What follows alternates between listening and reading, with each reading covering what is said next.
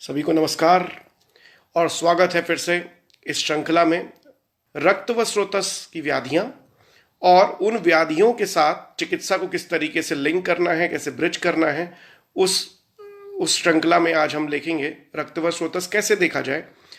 तो सबसे पहले देखें रक्त व स्रोतस की दृष्टि हेतु क्या है, वो किस तरीके से खराब होता है और रक्त व स्रोतस के जो चैनल्स हैं वो कैसे खराब होने शुरू होते हैं, उनके लिए रिस्पॉन्सिबल फैक्टर्स क्या है, उन रिस्पॉन्सिबल फैक्टर्स का लिंकिंग उनके लक्षणों के साथ कैसे है, कौन से ऐसे लक्षण या सिम्टम लेकर पेशेंट हमारे सामने आता है जिनमें हमें ये एश्योर करना चाहिए कि ये रक्त व स्रोतस के इन हेतुओं के साथ किया गया है और उन्हीं के साथ उसकी चिकित्सा को भी सोचना चाहिए। चिकित्सा आखिर क्या है, ग्रंथों में क्या एग्जैक्ट चिकित्सा दी गई है, हमें कैसे उसे लिंक करना है, किन चैप्टर्स को, किन अध्यायों को चरक चिकित्सा के इसको लिंक कर कर यूटिलाइज करना है, इन भागों को आज हम देखेंगे। सबसे पहले चरक विमान स्थान अध्याय 5 फिर से पहुंचें, वहां पर देखें कि रक्त व स्रोतस के मूलतः दुष्टि हेतु क्या है इसके कारण। सबसे पहला है विदाही अन्नपानानि स्निग्धानि उष्णानि द्रवाणी च रक्तवाहनी दुष्यंती भजताम च आतप अनलाहु। इनको अगर अच्छे से देखें और डे टू डे लाइफ में पता करें कि पेशेंट एक्चुअली इनमें से कौन कौन सी चीज़ें लेता है। विदाही अन्नपानानि, हम जब पेशेंट की डाइट हिस्ट्री लेते हैं तो विदाह करने वाली ऐसी बहुत सारी चीज़ें हैं, ऐसे बहुत सारे स्पाइसेस हैं जो वो लेता है, जैसे कि सिरके का सेवन या फिर बहुत स्पाइसेस का सेवन या फिर बहुत तीखी मिर्चियों का सेवन वो डे टू डे लाइफ में करता है। जब हम उससे डाइट की हिस्ट्री पूछते हैं तो हाँ बोलता है हाँ कि मैं स्पाइसी खाना पसंद करता हूँ और मुझे इन चीज़ों की रुचि है। साथ ही साथ जब आप देखते हैं कि विदाही अन्नपानानि स्निग्धानि, स्निग्ध चीज़ों के बारे में रसवा स्रोतस में भी हमने देखा था, वहाँ अति स्निग्ध हेतु बनता था। यहाँ पर स्निग्ध उष्णानि द्रवाणी चा, बहुत सारी चीज़ें जो डीप फ्राई हैं लेकिन उष्ण हैं और द्रव हैं। द्रव चीज़ों के लिए, लिक्विड चीज़ों के लिए यहाँ पर बार बार कंसिडरेशन में लिया है। एक्सेसिव इनटेक ऑफ टी जो कि बहुत गरम हो, बहुत ज़्यादा इनटेक ऑफ कॉफ़ी, बहुत ज़्यादा सूप का लेना, ये सभी एक कारण बनते हैं रक्त व स्रोतस दुष्टि के। पेशेंट की डाइट हिस्ट्री में हमें इन चीज़ों को स्निग्ध, द्रव और उष्ण, इन चीज़ों को ज़रूर लेना चाहिए। कई बार वो बहुत ज़्यादा गर्म दाल का सेवन करता रहता है पीने के लिए, बहुत गरम गरम खाने का सेवन करता है, तो इन चीज़ों को और स्निग्ध चीज़ों के साथ अगर वो बहुत ज़्यादा गर्म ले रहा है तो वो भी एक रक्त व स्रोतस दुष्टि का मूल हेतु बनता है। डाइटरी प्लान को अच्छे से समझें, पेशेंट क्या चीज़ें ले रहा है, उनके बेसिस पे रक्त व स्रोतस उसका कैसे खराब हो रहा है, इन चीज़ों को हमें जानना बहुत ज़्यादा ज़रूरी है। क्योंकि रक्त व स्रोतस के जब हम लक्षणों को देखेंगे तो हमें ये बहुत अच्छे से प्राप्त होगा कि अगर हमने उसकी डाइट हैबिट चेंज कर दी होती तो उसमें बहुत ज़्यादा लाभ होगा। अगला है रक्तवानी दुष्यंती भजताम च आतप अनलहु, आतप का सेवन बहुत ज़्यादा करना। अब पेशेंट की डाइट हिस्ट्री के साथ साथ में उसकी ऑक्यूपेशनल हिस्ट्री ज़रूर पूछनी चाहिए। उसमें ऑक्यूपेशन में भजताम च आतप मतलब कि उसका धूप में कितना काम है, जो रेडी लगाते हैं या फिर दिन भर बाहर धूप में रहते हैं वो भी एक इसके हेतु बनते हैं। जो लगातार धूप में मेहनत करते हैं या फिर लेबर रहते हैं वो भी एक इसका हेतु बन सकते हैं। जिन लोगों के बहुत ज़्यादा वर्किंग है मार्केटिंग वर्किंग है, जो लगातार बाहर धूप में काम करते हैं वो भी इसका एक हेतु है।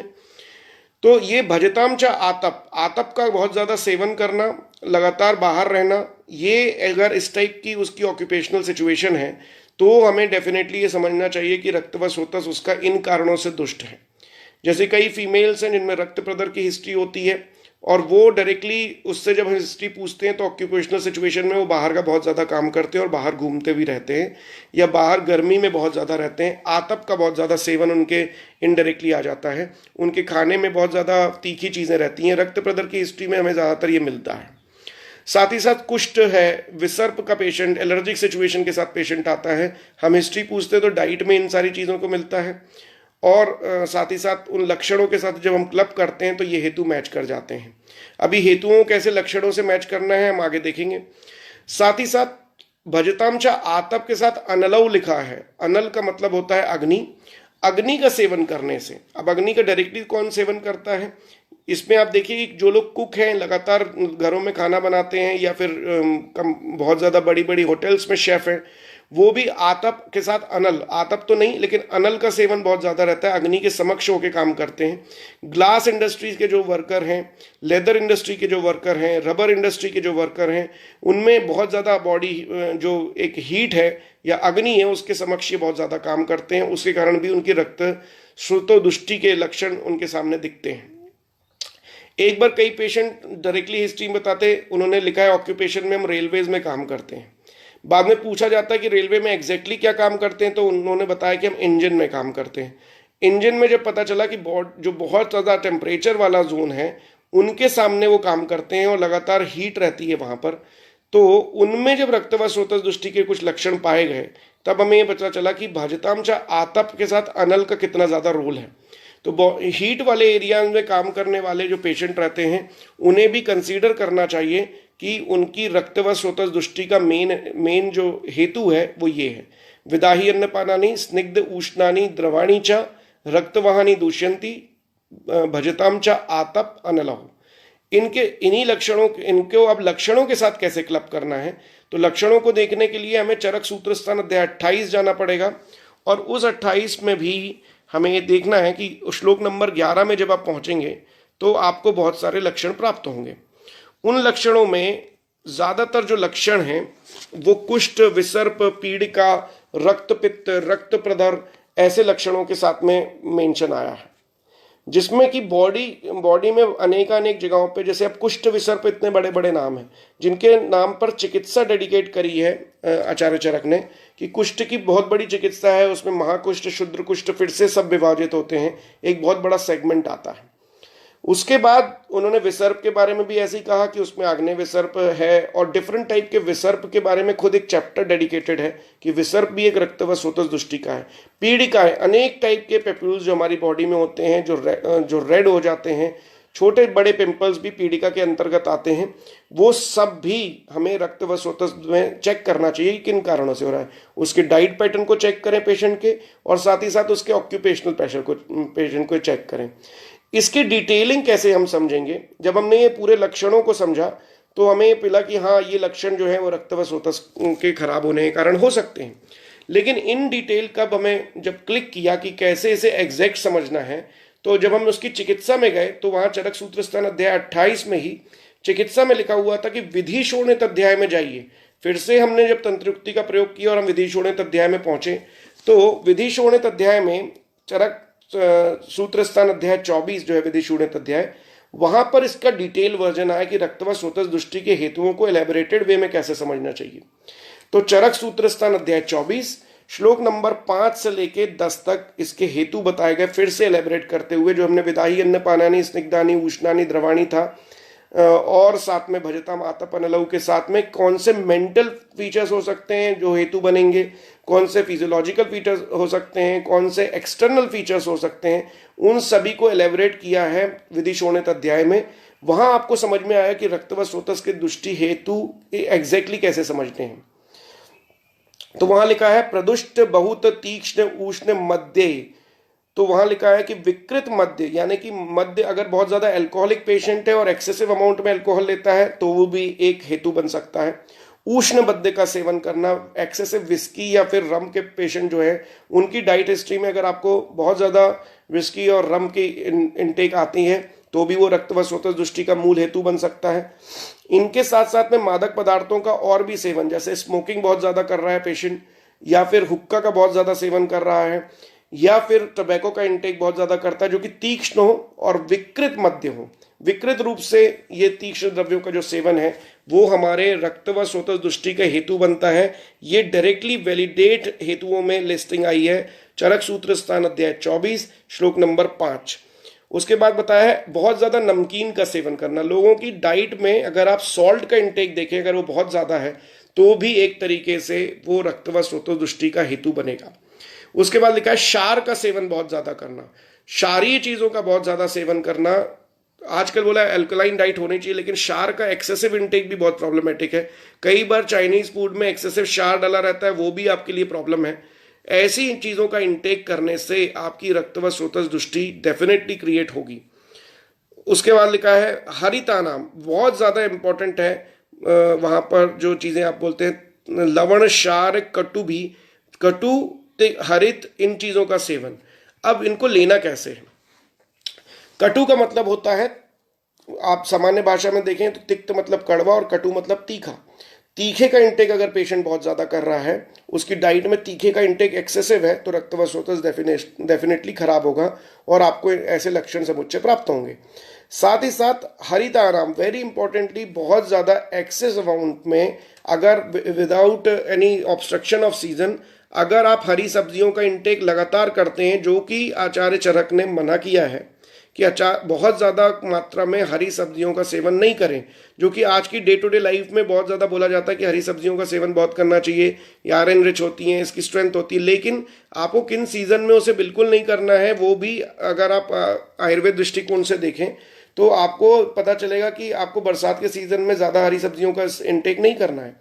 उसी तरीके से अम्ल कॉम्बिनेशन में पलांडू के साथ बहुत ज़्यादा प्याज का इंटेक करना, पिंडालुओं को चीज़ों को लेना, कुलत्थ, माश, निष्पाव, ऐसी चीज़ों का ज़्यादातर आजकल बोला गया कि हेल्दी सेगमेंट है, लेकिन हेल्दी सेगमेंट से ज़्यादा ये अच्छे से ध्यान रखें कि अगर उसकी डाइटरी हिस्ट्री तीखे के साथ में कॉम्बिनेशन में ले रहे हैं तो आपको डेफिनेटली ऐसी चीज़ें मिलेंगी, जैसे कि कुल्थी का सेवन करना, उड़द की दाल के प्रोडक्ट, साउथ इंडियन प्रोडक्ट जो आजकल देखते हैं, लोगों को बहुत ज़्यादा मेदू वड़ा और उड़द की चीज़ों का बहुत ज़्यादा सेवन करते हैं लोग, ये हमें अवॉइड करनी है अगर रक्त व स्रोतस के लक्षण आपको मिल रहे हैं तब भी। और अगर आप ये जानना चाहते हैं कि रक्त व स्रोतस किस कारणों से खराब होता है, तब भी आपको ये समझना चाहिए उड़द का इंटेक कम से कम मात्रा में लें, मूली का इंटेक, शाक का इंटेक, शाक मैंने आपको बताया जैसे बहुत ज़्यादा हरी सब्जियों का इंटेक थोड़ा सा अवॉइड करें।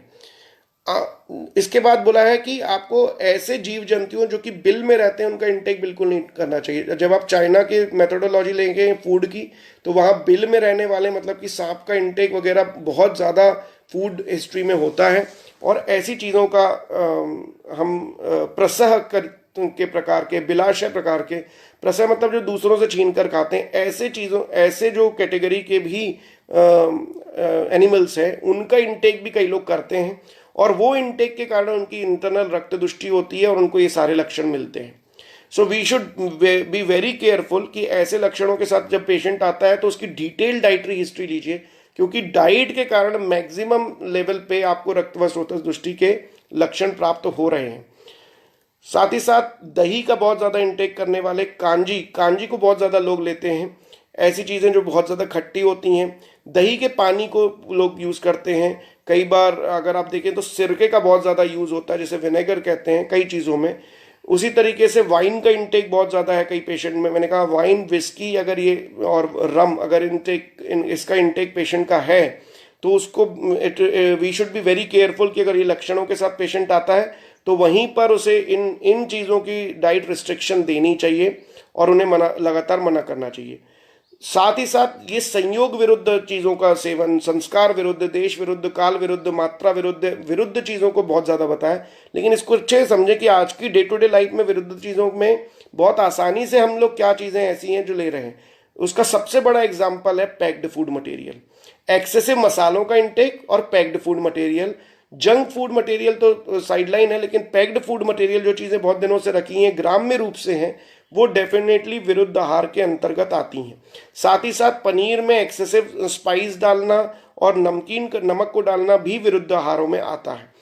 इसके साथ आगे इसी श्लोक में आप जाएंगे तो आपको मिलेगा कि सड़े गले चीज़ों का यूज़ करना, मतलब कि कई बार चीज़ों को हम गलाकर यूज़ करते हैं, उसको रखते हैं।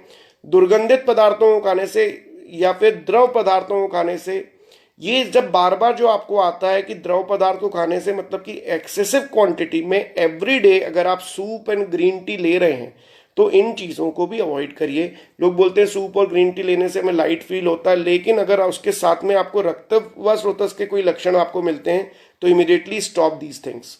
हेल्दी और आपके लिए हेल्दी, ये दोनों में फ़र्क है। आपकी लाइफ, आपकी बॉडी टाइप कैसी है, आपको उसके कारण क्या लक्षण क्रिएट हो रहे हैं, ये ज़रूर पेशेंट को एजुकेट करना चाहिए। हम लगातार ये कोशिश करते हैं कि सूप मतलब कॉमनली सबके लिए अच्छा है, लेकिन कौन सा सूप किस पेशेंट को कौन सी बॉडी टाइप में सूट होना है ये अच्छे से समझना चाहिए, क्योंकि स्निग्ध चीज़ों लेने में खराबी भी नहीं है, लेकिन स्निग्ध कितनी मात्रा में हो, उसके साथ में विदाही चीज़ों का वो क्या आप इनपुट कर रहे हैं, ये चीज़ों को समझना बहुत ज़्यादा ज़रूरी है। क्योंकि यही एक तरीके से हेतु बनते हैं। हम हेतु अवॉइड करते हैं तभी उन लक्षण को एक गंभीर व्याधि में वो कन्वर्ट होते हैं। हेतुओं का लगातार सेवन करना भी एक तरीके से चिकित्सा में अवरोध है।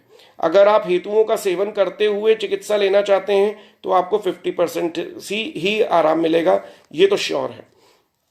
अब एक चीज और इसमें बोली है, जब आप इसको पढ़ते हैं तो शरद काल में अगर आप रक्तमोक्षण नहीं करवाते, मतलब जब पित्त आपका स्वभाव से बढ़ा हुआ रहता है और उस टाइम पे आप रक्तमोक्षण नहीं कराते, तब भी आपका रक्त व स्रोतस दुष्ट हो सकता है।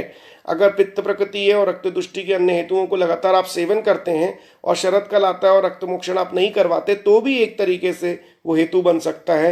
It is clearly mention in Charak Sutrasthan अध्याय 24 Vidhi Shonit adhyay that by doing all this आप अपने रक्त व स्रोतस को दुष्ट करते हैं। एक बड़े अत्यधिक काम करने से और उसमें चोट लग जाए, अगर बहुत ज़्यादा आप लेबर वर्क कर रहे हैं और आपको अगर ट्रॉमा हो गया है, एक वुंड क्रिएट हुआ है, तो भी वे रक्त व स्रोतस का एक दुष्टि हेतु हो सकता है। इसी का एग्जाम्पल आपको वातरक्त में मिलेगा, जहां पर उन्होंने बोला है अभिघात आदि अशुद्धियाचा प्रदुष्टे शोणिते नृणाम, मतलब कि अभिघात यानी कि चोट लगने से आपको रक्त की दुष्टि होती है, और वही जब रक्त वात के साथ मिल जाता है तो वात रक्त की सिचुएशन क्रिएट करता है। जब वही पित्त की चीजें रक्त के साथ मिल जाती हैं तो रक्त पित्त बन जाती हैं। लेकिन हेतु जो है पित्त को दुष्ट करने वाले और रक्त को दुष्ट करने वाले एक ही होते हैं। तो उसमें जब आप देखेंगे तो आपको लगातार ये मिलेगा विधि शोणित अध्याय में कि इन चीजों से आपको हो सकता है। संताप बढ़ने से, अगर लंबे समय से वो अगर व्यक्ति बहुत ज़्यादा बीमार है और उसे संतापित अवस्था है या ज्वर की लक्षण है, तो भी उसके कारण रक्त अन्य रूप से भी दुष्ट हो सकता है। इसीलिए ज्वर के बाद रक्तपित्त की अवस्थाएं को बताया गया है। अजीर्ण होने से, लंबे समय से अगर वो उसे अजीर्ण है, अनशन अगर वो करता है या फिर अद्यशन करता है, अगर पहले पचा हुआ खाने से पहले फिर से वो खाना ले लेता है, तो भी कई बार पित्त प्रकोप हो जाता है और उन पित्त प्रकोप से आपको रक्त प्रकोप के लक्षण मिलते हैं। Just read it very carefully. Charak Sutrasthan अध्याय 24 शोणित विविध शोणित अध्याय, जिसमें आपको मिलेगा कि रक्त व स्रोतस के एलेबोरेटेड वे, जो विदाही अन्नपानानि हमने लिया था, उसका एलेबोरेटेड वर्जन चरक सूत्रस्थान अध्याय 24 में है। अब हम लक्षणों को भी वैसे ही देखते हैं। आप जाइए लक्षणों को देखने के लिए दो जगहों पे, चरक सूत्रस्थान अध्याय 28 रक्त व स्रोतस दृष्टि के लक्षण, और साथ ही साथ विधि शोणित अध्याय जहां पर एलेबोरेटेड वर्जन है कि रक्त व स्रोतस दृष्टि जब होती है तो लक्षण कैसे मिलते हैं। तो कैसे मिलेंगे लक्षण, जिसमें लगातार बताया गया है, तत् शोणितजा रोगे प्रजायन्ते पृथिग विधा मुखपाको, बहुत ज्यादा कॉमनली बताया कि मुखपाक के लक्षण मिलने लगते हैं। उसे लगातार छाले होने लगते हैं, मुख में मुखपाक हो जाता है। तो मुखपाक अजीर्ण के कारण भी क्रिएट होता है, अध्यशन के कारण, अनशन के कारण भी क्रिएट होता है। अध्यशन के कारण तो लगातार होता है। हम ये आपकी खुद की डे टू डे लाइफ में देखिए, अगर एक खाना नहीं पचा, आपने दूसरी चीज ली तो मुखपाक होने लग गया। तो इन चीजों के कारण आपको पेशेंट में बहुत अच्छे से ये समझाना है कि आपकी डाइट में इतना इतना गैप रखिए। साथ ही साथ अगर आपको कॉन्स्टिपेशन सिचुएशन है या फिर अजीर्ण के कोई लक्षण है तो पहले आप अजीर्ण को दूर करिए। रक्त व स्रोतस दृष्टि के लक्षणों में मुखपाक भी एक लक्षण है। अक्षिपाक, अक्षिपाक मतलब कि आंखों में लालपन आ जाना और अक्षि में पका हुआ सी फीलिंग आना। ये भी कई बार सीवियर कंजंक्टिवाइटिस की सिचुएशन में आंखें पूरी लाल हो जाती हैं और उनमें कीचड़ के साथ साथ में बहुत ज़्यादा रक्त की सिचुएशन, रक्त वर्णता हो जाती है, रेड पड़ने लगती हैं। अक्षि रागश्य, राग मतलब कि वहां पर बर्निंग सेंसेशन, राग मतलब कि गुस्सा, और उस तरीके के लक्षण क्रिएट होना। पूति ग्रहण अस्य स्निग्धता, अस्य गंधता, वहां पता है कि पूति ग्रहण की सिचुएशन क्रिएट होगी, आस्य गंध की सिचुएशन क्रिएट होगी। ये जो है हम लगातार इसको मिस करते रहते हैं कि कभी भी मुख से दुर्गंध आना, हेलिटोसिस की जो सिचुएशन है, हम रक्त व स्रोतस के हिसाब से कभी उसे ट्रीट नहीं करते, ना सोचते हैं। चरक ने डायरेक्टली लिखा हुआ है, आप इसको समझें। रक्तज गुल्म की अवस्था जो है, उपकुश की जो अवस्था है, विसर्प की जो अवस्था है, रक्तपित्त की जो अवस्था है, प्रमीलक की जो अवस्था है, प्रमीलक की जो अवस्था है उसमें पेशेंट हमेशा कुछ ना कुछ और सोचता रहता है, ध्यान मग्न रहता है। उन अवस्थाओं को हम अवॉइड करते हैं। हम कभी नहीं सोचते कि ये रक्त व स्रोतस दृष्टि के कारण क्रिएट हुई होंगी। हम उसमें कुछ और ट्रीटमेंट मॉड्यूल सोचने लग जाते हैं, मनो व स्रोतस को सोचने लगते हैं। मज्जा जो है, मज्जा और रक्त का डायरेक्टली घनिष्ठ संबंध है। और जब भी आप मज्जा की चिकित्सा कर रहे होंगे आपको डेफिनेटली रक्त की चिकित्सा करना है, और रक्त की चिकित्सा करते टाइम आपको विशुद्ध रक्त और दुष्ट रक्त दोनों को सोचना है, और दुष्ट रक्त के हेतुओं को हमेशा कंसिडरेशन में लेना है, चाहे वो डाइटरी हेतु हो, चाहे वो एक्सटर्नल हेतु हो, चाहे वो वैद्यजन्य हेतु हो, जैसे कि वमन और विरेचन को गलत तरीके से कराना भी एक हेतु बन सकता है, चोट लग जाना भी एक हेतु है, आपके भोजन में किस तरीके का अंतराल रखना है वो भी एक हेतु है, कौन से टाइप के किन गुणों की चीज़ें आपको लेना है वो भी एक हेतु है। तो इन लक्षणों को लगातार आप कंबाइन करिए, तब आपको रिजल्ट मिलेंगे। संताप हो जाना, लगातार पेशेंट बोलता है मुझे हीट रहती है, तो भी हम उसे अवॉइड करते हैं। विद्रदी, बहुत सारे जो हमारे पास एप्सिस के पेशेंट आते हैं, जो एप्सिस लेकर आते हैं, हम उनमें कभी भी डायरेक्टली रक्तवस्रोतस तो सोचते ही हैं, लेकिन उसकी डाइटरी शेड्यूल कभी नहीं चेक करते, उसमें एक्सटर्नल फीचर्स कभी नहीं चेक करते। इनको ज़रूर आप चेक करें, क्लब करते हुए ही ट्रीट करें। विद्रदी की जब चिकित्सा आप कर रहे हो, चाहे वो एक्सटर्नल विद्रदी हो चाहे वो इंटरनल विद्रदी हो, आपको उसकी डाइटरी रेजिम को डेफिनेटली चेक करना चाहिए और उनके अकॉर्डिंगली ट्रीट करना चाहिए। रक्त में मेह प्रदरो वात शोणितम, मैंने अभी आपको बताया था कि वात रक्त की जो संप्राप्ति है, रक्त प्रदर की जो संप्राप्ति है, रक्त में जो है, रक्त में की अवस्था मतलब कि हेमेक्चूरिया अगर पेशेंट को लगातार हो रहा है, तो उन कंडीशंस में भी रक्त व स्रोतस के कैसे दुष्टि हो रही है, हमें उसमें से उसकी डाइट सेगमेंट में, उसके एक्सटर्नल सेगमेंट्स में, इन सबको रूल आउट करते हुए ट्रीटमेंट मॉड्यूल को डिज़ाइन करना चाहिए। क्योंकि अगर आपने उसके निदान को नहीं रोका तो डेफिनेटली आपको रिजल्ट बहुत ज़्यादा कम मिलेंगे। विवर्णता आ जाना, हमारी पूरी बॉडी में अगर एक्सटर्नल लेवल पे आरक्त विवर्णता रहती है, कई लोगों को आपने देखा होगा जैसे एसएलई के पेशेंट जो हैं उनमें भी एक बटरफ्लाई कंडीशन क्रिएट होती है। जो आरक्त वर्णता आई है उसमें डेफिनेटली ये डाइट प्लान्स आप चेक करें, आपको एसएलई के पेशेंट में भी वहाँ पर ये लक्षण हेतुओं के साथ मैच करते हुए डेफिनेटली मिलेंगे। अग्निसादश्च, अग्निसाद आपको रसवस्रोतस में भी दृष्टि में आया था, अजीर्ण में भी आया था, उसी तरीके से यहाँ पर अग्नि जो है वो उसका साध हो जाता है, अग्नि मंद होती है। अग्नि मंद को डेफिनेटली साइडलाइन ना करते हुए इसकी चिकित्सा में ज़रूर ध्यान रखें कि अग्निसाद जो है वो रक्तवस्रोतस दृष्टि के भी लक्षणों में है। बहुत ज़्यादा पिपासा लगना, हमने तृष्णा की चिकित्सा उदकवस्रोतस में देखा। पिपासा होना भी रक्त दुष्टि के कारण भी क्रिएट हो सकती है, जिसमें अजीर्ण एक हेतु बनता है। तो पहले अजीर्ण जो है उसके कारण जो पिपासा क्रिएट हो रही है, वहाँ पर जैसा हमने देखा था वहाँ पर गुड़म्बू और धान्यम्बू का इस्तेमाल करें, वो इसमें भी लाभकारी होगा। गुरुगात्रता, हम कभी भी गुरुगात्रता जब पेशेंट लेके आता है, हमारी बॉडी में हैवीनेस हो रही है, तो हम कभी भी रक्त व स्रोतस से उसको लिंक नहीं करते, जबकि गुरुगात्रता भी उसका एक लक्षण है। अति दौर्बल्यस्य, अरुचि, शिरोरुक, कई बार सिर दर्द का जो पेशेंट है वो रक्त व स्रोतस दृष्टि के हेतुओं का सेवन करता रहता है और उसे सिर दर्द होता है, लेकिन हम उसे कभी भी सिर दर्द के अलावा कभी नहीं सोचते, जबकि वो रक्त व स्रोतस दृष्टि का एक लक्षण लेके हमारे सामने आया है। हमें उसी अनुरूप चिकित्सा करनी चाहिए। कई बार सिंपल लंघन देने से भी शिरोरोजा समाप्त हो जाती है। लंघन एक तरीके से न सिर्फ रस व स्रोतस की, रक्त व स्रोतस की भी चिकित्सा है। हेतुओं से मैच करें, कौन से हेतु उसको मैच कर रहे हैं, तो अकॉर्डिंगली लंघन अगर देना है तो भी दे सकते हैं। विरेचन अगर प्लेस करना है तब भी दे सकते हैं। विरेचन देने से भी शिरशूल में काफ़ी लाभ होते हैं। और अगर इन दोनों अवस्थाओं में भी मैच नहीं कर रहा तो कई बार रक्त विस्रावण करके, लोकल रक्त विस्रावण करके भी शिरोरुक की जो अवस्था जो कि रक्त व स्रोतस दृष्टि के कारण क्रिएट हुई है, उसमें भी आप चिकित्सा लाभ ले सकते हैं। विदाह अन्नपानस्य, कई बार खाना जैसे ही वो खाना खाता है उसे विदाह क्रिएट होने लगता है, पानी पीता है तब उसे लगता है। उन सारी सिचुएशन में भी अगर ऐसे इन लक्षणों के साथ भी पेशेंट आता है तो वी शुड नेवर अवॉइड कि रक्त व स्रोतस दृष्टि के कुछ हेतुओं को सेवन तो नहीं कर रहा वो। हम बार बार इन हेतुओं को अवॉइड करते हैं तभी हमें एग्जैक्ट रिजल्ट नहीं मिलता। वी शुड ऑलवेज क्लब हेतु एंड लक्षण, then only we can get very easy result. क्योंकि ट्रीटमेंट आप जब देखेंगे तो ट्रीटमेंट हमेशा बड़े बेसिक और आसान होते हैं, लेकिन हम मिस करते हैं हेतुओं और लक्षण का समुच्चय।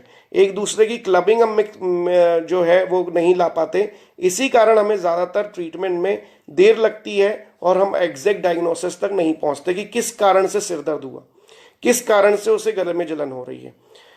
तिक्तो अम्ल उद्गार, अब तिक्त अम्ल उद्गार का नाम अम्ल पित्त के रूप में ले दिया है लोगों ने, उसे एसिडिटी बोलते हैं, हाइपर एसिडिटी बोलते हैं। वो लक्षण भी जो हैं वो अन्न व स्रोतस के से पहले रक्त व स्रोतस में भी चेक करना चाहिए कि इन डाइट चीज़ों के कारण कहीं ना कहीं उसे ऐसा प्रॉब्लम तो नहीं हो रहा।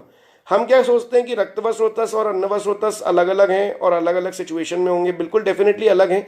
हेतु लेकिन अगर कॉमन है तो चिकित्सा में ऐसे कौन से कॉमन फीचर्स हैं जिससे हम ट्रीटमेंट मॉड्यूल में लाएं, तो आपको देखने मिलेगा कि रस व स्रोतस, रक्त व स्रोतस, इवन अन्न व स्रोतस, तीनों में लंघन चिकित्सा बड़ी आसानी से बताई है। लंघन में भी शमन लंघन का उपयोग वहां पर बड़ी आसानी से तीनों में बताया है। आसानी से दीपनी द्रव्यों को देकर पाचन करके आप उसमें ट्रीटमेंट मॉड्यूल में लाभ ले सकते हैं और इन सारे लक्षणों से में आपको विजय प्राप्त होगी। क्रोध उपचारिता, कई बार पेशेंट को पहले गुस्सा कम आता रहता है, उसे बाद में बहुत गुस्सा आने लग जाता है, क्रोध की अधिकता होने लगती है, तब भी आप देखें कि उसकी डाइटरी हिस्ट्री क्या है, कहीं वो विदाही अन्नपान का सेवन तो नहीं करता, ऐसी कुछ चीज़ों को जो उष्ण और द्रव हो उनका सेवन बहुत ज़्यादा तो नहीं कर रहा है, उसकी लाइफ में कहीं अचानक से उसके वर्किंग पैटर्न आतप से रिलेटेड तो नहीं हो गए हैं, अनल से रिलेटेड तो नहीं हो गए हैं। इन चीज़ों को अच्छे से अगर आप ध्यान रखेंगे तो आपको चिकित्सा में काफ़ी लाभ होगा। कई बार पेशेंट सिर्फ इसी कारण आता है कि उसे अचानक से गुस्सा आने लग गया, उसकी मेंटल स्टेबिलिटी नहीं रही है, वो लगातार प्रमीलक की अवस्था में, वो अपने लाइफ में रहने लग गया है। बुद्धि सम्मोह लवण आस्यता, कई बार पेशेंट बोलता है कि सर मुझे ऐसी कंडीशन लगती है कि सॉल्टी सॉल्टी है, मेरा जो टंग है उसमें सॉल्टी टेस्ट, लवण आस्यता ज़्यादा आ रही है। हम बोलते हैं नहीं ये इस कारण हो गया है, उस कारण हो गया, मॉडर्न से क्लब करने लगते हैं। हमें ये देखना चाहिए कि बहुत आसानी से लवणास्यता जो है वो रक्त व स्रोत दुष्टि के कारण क्रिएट हो रही है। हमें उसे सीरियसली लेना चाहिए, उसकी डाइट में से उन चीज़ों को अवॉइड करना चाहिए, यही हमारा ट्रीटमेंट होगा। कंडु उरु पीठ कोठ पीड़का कुष्ठ चर्म दलस्य विकारा सर्व सर्व एवेत्य विज्ञेया शोणित आश्रय, शोणित के आश्रय होने से ये सारी चीज़ें होती हैं।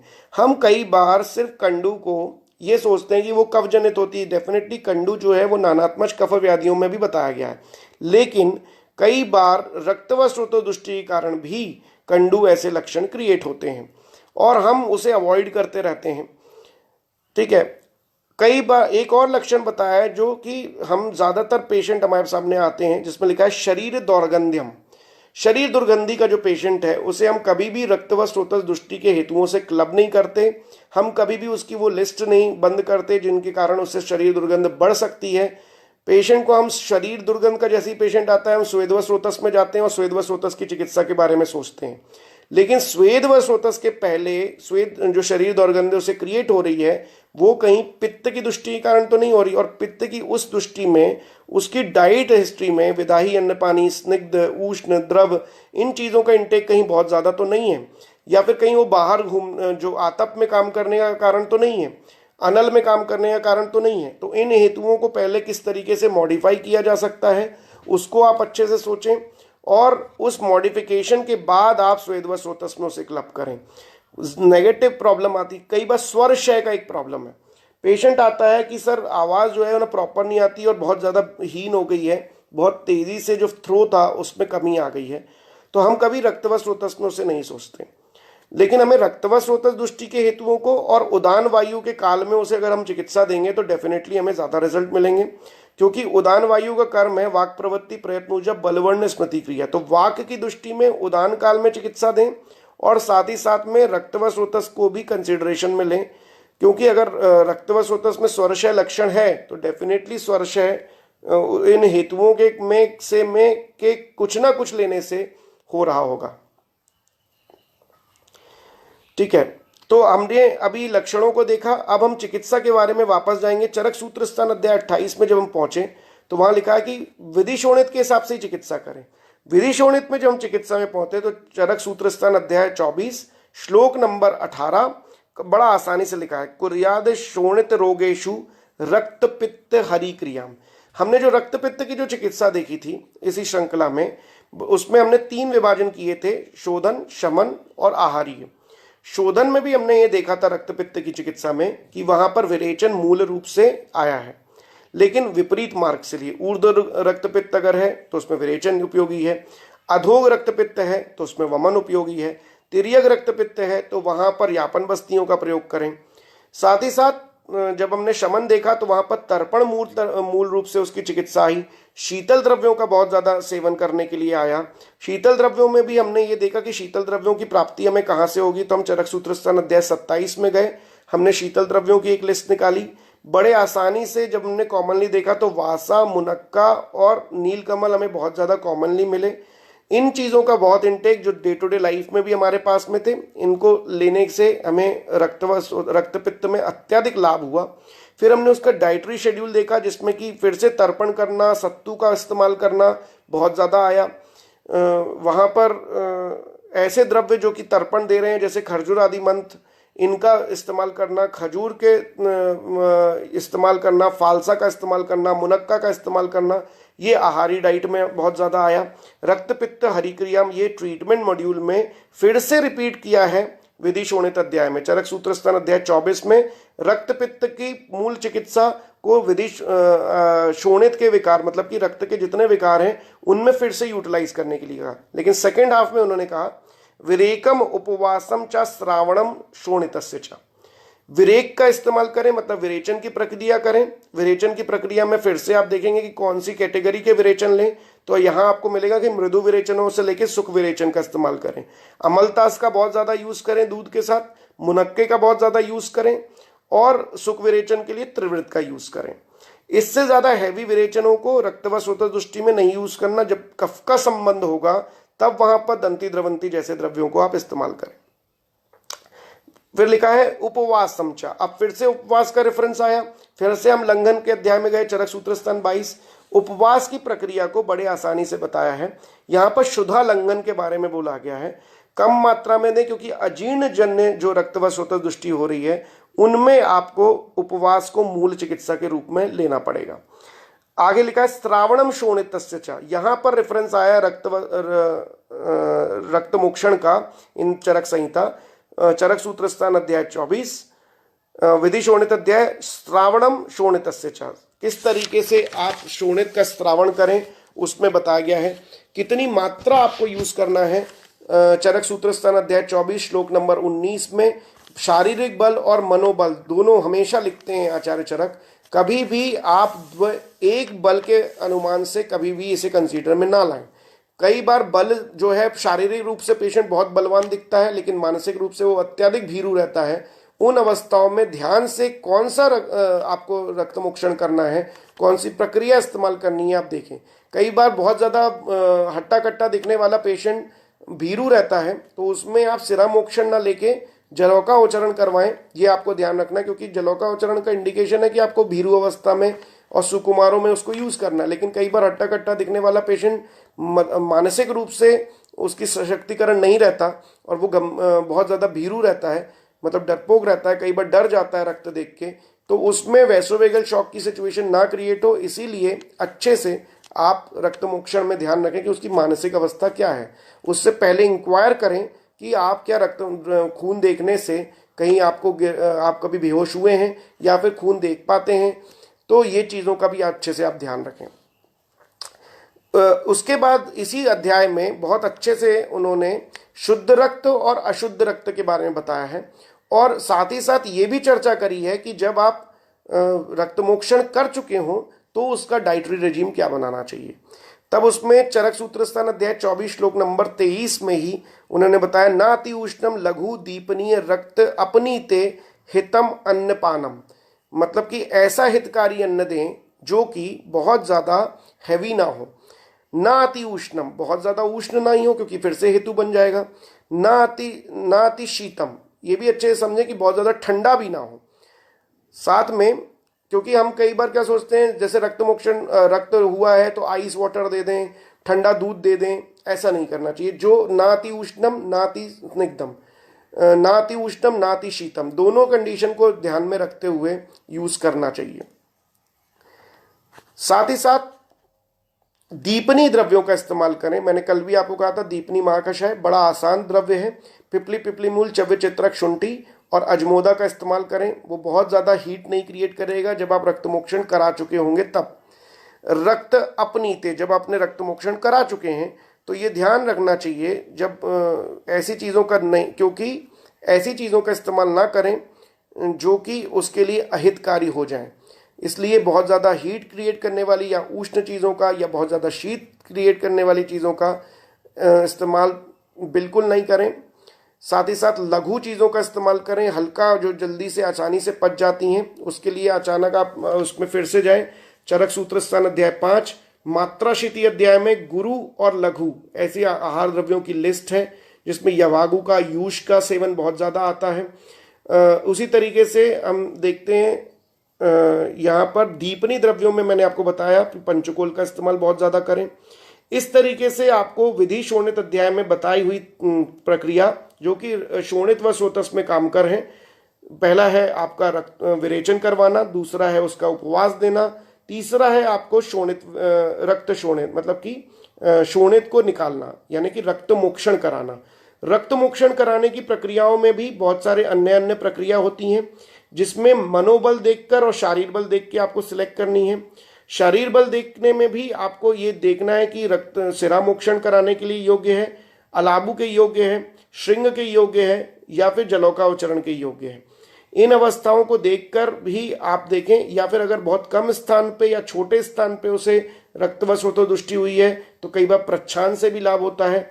अगर आप उसको शिरशूल हो रहा है तो जलौकावचरण से भी लाभ होता है। According to situation we have to select, but हमारा कोई भी चिकित्सा उपक्रम वैलिडेट हो, ये आपको अच्छे से ध्यान रखना है। कई बार हम जो आयुर्वेद सीखते हैं वो देखते हैं कि सिर दर्द में रक्त मोक्षण किया गया, लेकिन हम डाइटरी हिस्ट्री ना लिए बिना अगर देखें तो हर बार हर एक शिरशूल में अगर हमने रक्त मोक्षण किया तो हर बार लाभ नहीं होता। वो क्यों लाभ नहीं होता, इसी का वैलिडेशन हमें संहिता से देखना चाहिए। उसके हेतु क्या उसके लक्षणों से मैच कर रहे हैं। अगर हेतु लक्षणों से मैच नहीं करते होते हैं तो वो डेफिनेटली रॉन्ग होता है। इन चीज़ों को जब हम बार बार अवॉइड करते हैं, उसी कारण से जो हमारी पैथी है उसमें एक डिस्ग्रेस मिलता है लोगों को, क्योंकि लोग सीखते हैं कि रक्त मोक्षण की हमने एक वर्कशॉप करी, रक्त मोक्षण हमने सीख गए कि हर कंडीशन में देना चाहिए, उसमें कौन कौन से प्रिकॉशन लेने चाहिए ये हम हमेशा अवॉइड करते हैं। कौन कौन सी अवस्था में रक्त मोक्षण देना है, उसके शुद्ध रक्त के क्या लक्षण आते हैं, इनको जब तक हम नहीं देखते तब तक हम रक्त मोक्षण करते जाते हैं, और ये एक बड़ा कारण होता है कि हमें एक डिस्ग्रेस या अपयश प्राप्ति होती है। तो चरक सूत्र स्थान अध्याय 24 श्लोक नंबर 22 में ही शुद्ध रक्त के लक्षण बताए हैं। हम लगातार पढ़ते भी हैं, फर्स्ट ईयर से पढ़ते हैं, तपेन्द्रियम गोपाभम पद्मलक्तम, तो हमें ये पता चलता है कि ये इस तरीके से एक शुद्ध स्वर्ण की दिखने वाला, लाल कमल जैसा दिखने वाला होता है। हम इस उपमा प्रमाण को इतना ज़्यादा अवॉइड करते हैं कि अपनी क्लिनिकल प्रैक्टिस में यूटिलाइज नहीं करते। जब जैसे ही आप ब्लड लेटिंग करते हैं और जब वो ब्लड बाहर आता है, अगर उसमें शुद्ध रक्त के लक्षण हैं तो हमें शुद्ध रक्त का मोक्षण नहीं करना है। अगर अशुद्ध रक्त के लक्षण हैं तभी आप उसका मोक्षण करिए, उसे कंटिन्यू करिए। अगर उसमें वात के मिक्स लक्षण हैं तो आपको ये पता चलेगा कि उसमें अरुण और कृष्णाभम कॉम्बिनेशन मिला है, या फिर वो बहुत ज़्यादा रेड हो गया है, एक ईंट की तरह रक्त बाहर आ रहा है, या फिर उसमें कृष्णता बहुत ज़्यादा आ रही है तो वात से मिक्स हो गया है। अगर उसमें ग्रथिता बहुत ज़्यादा आ रही है तो वो कफ से मिक्स हो गया है, तो ये तो दुष्ट है, इसे हमें करना ही है।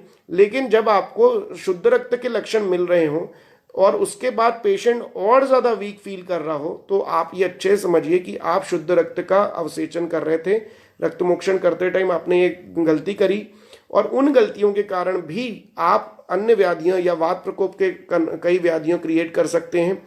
उसी तरीके से गलत तरीके से किए गए पंचकर्म के कारण आप उसे वात शोणित यानी वात रक्त में गंभीर रूप से दृष्टि कर सकते हैं। तो इन चीज़ों का ध्यान रखते हुए रक्त व स्रोतस की चिकित्सा करें। सादर धन्यवाद। स्वस्थ रहें और सभी लोगों से यही आह्वान करें, सभी लोगों को यही बोलें कि अपने घर में रहें और आयुर्वेद के नियमों का पालन करें। सादर धन्यवाद।